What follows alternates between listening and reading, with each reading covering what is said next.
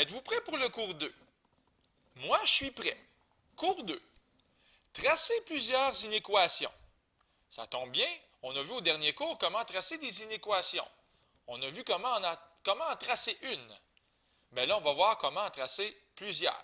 C'est pas très, très différent. Un petit rappel. Pour tracer une inéquation, d'abord remplacer le signe de l'inéquation par un égal. Ensuite, on remplit une table de valeurs avec une bonne stratégie. On gradue les axes et on trace la droite, la frontière, soit en ligne pleine ou pointillée. On a tout vu ça au dernier cours. Et ensuite, finalement, on met le signe d'inégalité, parce qu'on l'avait enlevé, pour savoir de quel côté on va assurer. On va faire ça comment? Bien, on va prendre un point. On va tester avec un point. Comme un soldat qui est volontaire, puis qui dit « moi, je suis prêt ». Alors, on prend le point, et puis on le teste dans l'inéquation pour voir de quel côté on va assurer. Alors, ce que je viens de dire là, bien, on va le réviser, mais là, on va le réviser avec plusieurs inéquations. Mouchoir et guenille partagent un territoire délimité par 3 inéquations. Alors, mouchoir et guenille sont des itinérants. Et il y a une compétition pour le territoire aussi. Ce n'est pas juste chez les criminels qu'on se chicane pour des territoires, mais c'est aussi dans le monde de l'itinérance. Alors, ça m'a inspiré ce petit exemple-là. Et ici, j'ai 3 inéquations qui sont associées à 3 rues. La rue des Pigeons, y est plus grand ou égal à moins 3. La rue des Outardes, x sur 4 plus y sur 6 est plus petit ou égal à 1. Et finalement, la rue des Mouettes, 0 est plus petit ou égal à x moins 2y plus 4. Donc ici, on a un territoire pour mouchoir et guenille, et on a un concurrent qui s'appelle Barbiquet. Lui aussi a son territoire. OK? Alors, le but de l'histoire, c'est évidemment de tracer et de trouver l'aire de chaque territoire, parce que là, il y a une petite discorde, il y a une dispute. Barbiquet, il dit « Mon territoire est plus petit », mais il affirme d'un ton hautain qu'il est plus rentable parce que les gens de son quartier offrent 45 $ par jour par kilomètre carré, tandis que pour mouchoir et guenille, c'est juste 18 $ par jour par kilomètre carré. Alors, allons-y pour tracer, et on va commencer par le territoire de mouchoir et de guenille. Un rappel, hein? Pour tracer y est plus grand ou égal à moins 3, ce que vous avez à faire, c'est de remplacer par un égal. Y est égal à moins 3. Et ça devrait vraiment pas être difficile. Si y est égal à moins 3, ça veut dire que, quelle que soit la valeur de x qu'on choisit, mais y, il s'en fout. Il fait à sa tête. J'en connais des gens comme ça. Peut-être que moi aussi, je fais des fois un petit peu à ma tête. Mais, des fois, ça donne des bonnes choses. Alors ici, y est égal à moins 3, quelle que soit la valeur de x, assez facile à tracer. L'autre rue, la rue des Outardes, encore une fois, on remplace par un égal. Mais là, j'ai écrit d'autres choses aussi. J'ai écrit 6x plus 4y égale 24. Et comment j'ai fait ce tour de magie pour passer de cette forme-là à cette forme-là? J'ai tout simplement fait fois 24 avec le terme x sur 4, ce qui va faire 24x sur 4, donc ça fait 6x.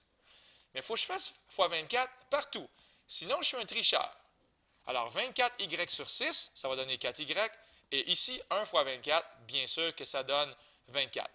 J'aurais pu aussi faire fois 12. En faisant fois 12, j'aurais également détruit, anéanti froidement les fractions. Et là, ça, c'est très bien. 6x plus 4y égale 24. C'est vraiment très, très, très bien. Parce que là, vous connaissez peut-être la stratégie des zéros dans la diagonale qu'on a vu au cours 1. Si x vaut 0, ça fait quoi ici? Ça fait 6 fois 0. Mais on s'en fout. 6 fois 0, ça fait 0. 4 fois quoi donne 24? La réponse est 4 fois 6. Et si c'est y qui vaut 0, bien 4y, on s'en fout. Et ça fait 6 fois quoi égale 24? Et la réponse est 6 fois 4. Et là, je vous ai joué un tour parce que j'ai mis des petits picotés partout, alors qu'il ne devrait plus en avoir, parce qu'on n'a même pas besoin de d'autres points. Ces points-là sont tellement bien. Parce que ces points-là sont situés où? Ils sont situés sur les axes. Quand x vaut 0, y vaut 6, et quand x vaut 4, y vaut 0. Pour la dernière rue, la rue des Mouettes, bien, ce que je vais faire ici, encore une fois, c'est de remplacer par un égal. Voilà, c'est fait. Puis une stratégie que je trouve pas complètement stupide, c'est de garder x tout seul et d'envoyer moins 2y à gauche, ainsi que le plus 4. On va donc avoir 2y moins 4 égale x. Et là, on a une variable isolée. On est content. On a vu ça au dernier cours. Qu'est-ce qu'on fait quand on a une variable isolée? Je vous entends presque le dire. Si tu as une variable isolée qui est x, tu vas donner des valeurs à y. Alors, regardez bien ça, je vais faire ça. Je vais donner des valeurs à y. Alors, c'était 2y moins 4. Hein? Alors, 2 fois 1 moins 4, moins 2. 2 fois 2 moins 4, 0. 2 fois 3 moins 4, et ainsi de suite. Quelle belle table de valeurs on est en train de se remplir. Très facile. Pesez sur pause. Prenez votre temps pour faire apparaître les rues qui sont associées au territoire de Mouchoir et de Guenilles. Parce que moi, ça donne ceci. Ça, c'est les rues. C'est les rues, mais je n'ai pas tracé. Je veux dire, je n'ai pas assuré. En fait, oui, je les ai tracées, mais je n'ai pas assuré. Alors, je vous rappelle que pour assurer, on a vu quoi faire. Pour assurer, on parle des étoiles 5 et 6, les étoiles qui sont ici. On remet le signe d'inégalité, puis après ça, on va tester avec un point. C'est ce que je vais faire pour chacune des 3 rues. Alors, on commence. C'est même encore écrit. Pour savoir de quel côté assurer, on prend un point qui n'est pas sur la droite et on teste l'inégalité. Prenons le point 1, 2. Il est ici. Là. Il n'est pas très gros, mais je vous jure sur mon honneur que les coordonnées, c'est 1 et 2. Alors, bien comprendre que 1, c'est x et 2, c'est y. Alors, puisque la règle, c'est l'inéquation, en fait, c'est y est plus grand ou égal à moins 3, bien y, je l'ai remplacé par 2. Parce que y, c'est 2. Et là, je me pose la question. 2 est plus grand ou égal à moins 3. Ça serait même de mise de mettre un point d'interrogation pour votre professeur ou votre lecteur. Est-ce que 2 est plus grand ou égal à moins 3? La réponse, c'est oui. Donc, le point qui est ici va avoir l'honneur d'être assuré. Et c'est exactement ce qui s'est passé là. Pour la rue des Outardes, maintenant, en vert, j'ai choisi un point, c'est le point 3, 5. Donc, encore une fois, on comprend bien que 3, c'est x et 5, c'est y. Alors, la règle, c'était ici, on remet le signe d'inégalité. On remplace x par 3 et y par 5. 3 quarts et 5 sixièmes. Est-ce que c'est plus petit ou égal à 1? La réponse, c'est non. Alors, ce point-là n'aura pas l'honneur d'être assuré. Il va faire partie des points qu'on oublie, qui tombent dans l'ennui. Alors, le point n'est pas assuré, on a barbouillé. De l'autre côté. Je vais vite, hein? Mais c'est des choses qu'on a vues. Et en passant le point 00, c'est un excellent candidat. Souvent, on fait des calculs rapidement. Alors, je prends le point 00, il est ici, et pour la rue des Mouettes, je fais le test. Je remplace x et y par 0.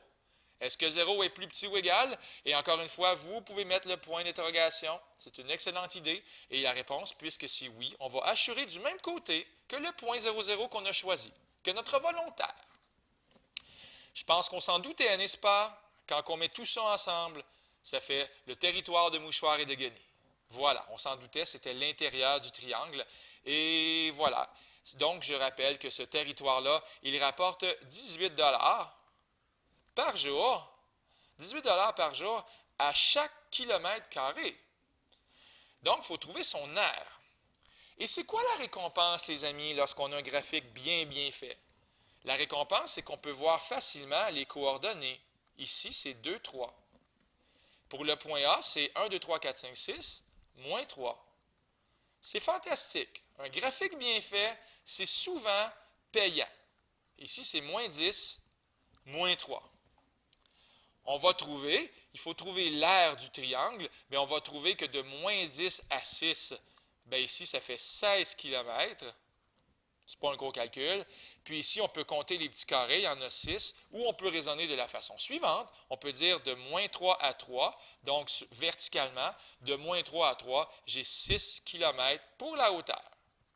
Fait qu'avec ces dimensions-là, ça va être facile de trouver l'aire du triangle et le prix, qu'est-ce que ça rapporte que d'être le chef du territoire de Mouchoir et de Guenilles.